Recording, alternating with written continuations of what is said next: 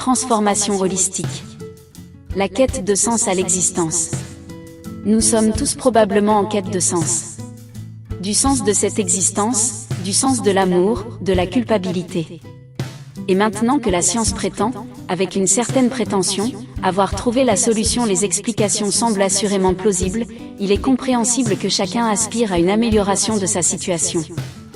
La mauvaise nouvelle, cette amélioration n'existe pas. Dissolution de toutes les circonstances de vie. Car ce qui n'est pas compris, c'est le chemin qui mène à l'action de cette mécanique quantique postulée, une dissolution complète des circonstances de vie même que l'on est censé améliorer. Elles sont abolies. Cette notion est occultée dans la pensée collective. Et si elle l'était, une grande peur surgirait. C'est cette vague de prise de conscience qui déferle sur le monde et qui se révèle ici. Ceux qui ont profité de la peur de l'humanité en sont désormais eux-mêmes consumés.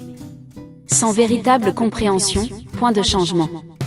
Cependant, tant qu'on ne comprendra pas que pour qu'un changement positif puisse se produire, l'attitude fondamentale de l'humanité pensante doit être modifiée, la belle explication de la science restera pure théorie. Avec notre perspective dualiste, et c'est là le nœud du problème, à savoir, le regard critique de l'humanité, il est impossible de saisir pleinement cette possibilité ni de l'appliquer de quelque manière que ce soit. Dissoudre le savoir supposé. Nous nous trouvons devant une vitrine en verre pare-balles teinté foncé. Pourtant, la logique de notre pensée nous empêche de reconnaître la vérité ainsi protégée. Nous sommes littéralement aveugles.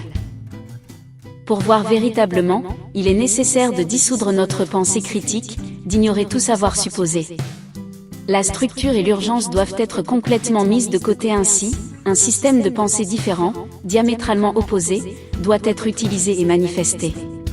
Cette logique d'amour absolu, à laquelle nous aspirons, ne connaît ni jugement, ni opposition. Aucune distinction. C'est pourquoi il n'y a ni bien ni mal, ni hiérarchie ni classification. Il s'agit de ce que l'amour de la création, dans son essence absolue, nous a offert, une parfaite unité avec elle. Cela signifie que nous sommes nous-mêmes amour absolu. Car l'absolu ne peut être transmis que dans sa totalité. Seul notre système de pensée, que nous avons créé de notre plein gré, tel un Dieu endormi et rêvant, nous empêche de reconnaître cette vérité sacrée. Vos pensées créent la réalité. Chaque action que nous entreprenons est précédée d'une pensée. Et ce sont ces actions qui font du monde un lieu si tourmentant. Si nous pouvions éteindre ces pensées, les actions se dissoudraient également, le royaume des cieux serait nôtre.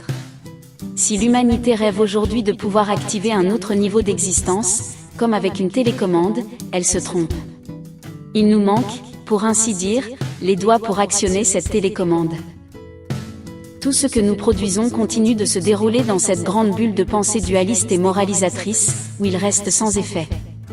Cela reste de l'imagination, un rêve, une illusion du monde physique, jusqu'à ce que nous nous retournions complètement. Nous ne sommes pas des corps. Un problème fondamental réside dans le fait que chacun croit fermement que son corps constitue son « moi ». Nous nous définissons par notre corps.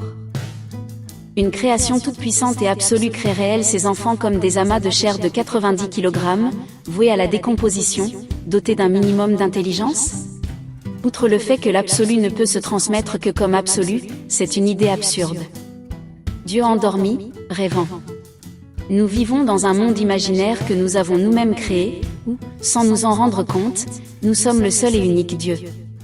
Nos pensées créent notre réalité.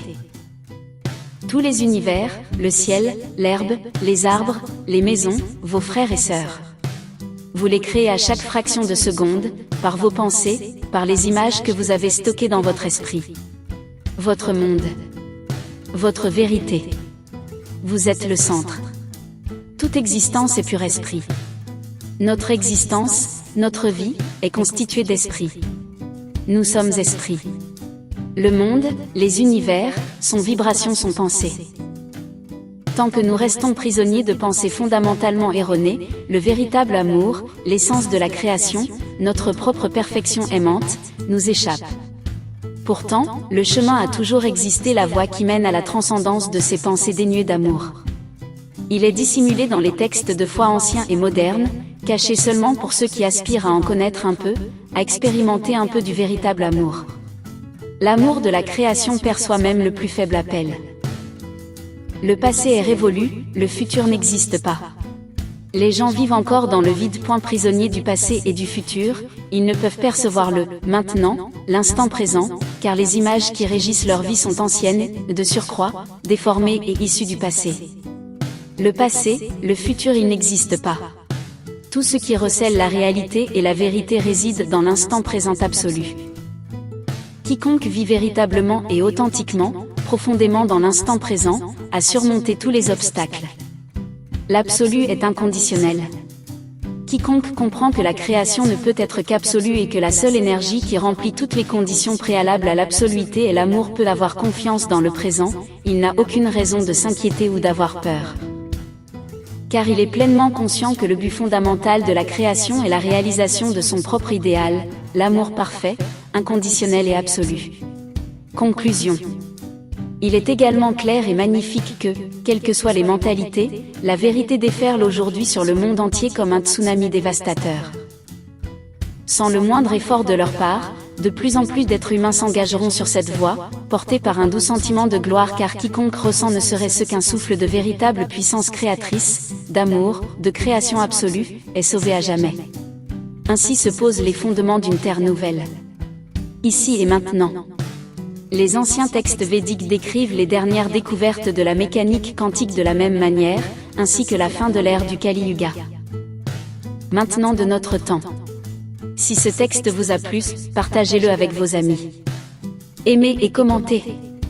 Vous contribuerez ainsi à diffuser le message. Lisez les livres de Tichoem. Visitez notre site web, www.12word.de.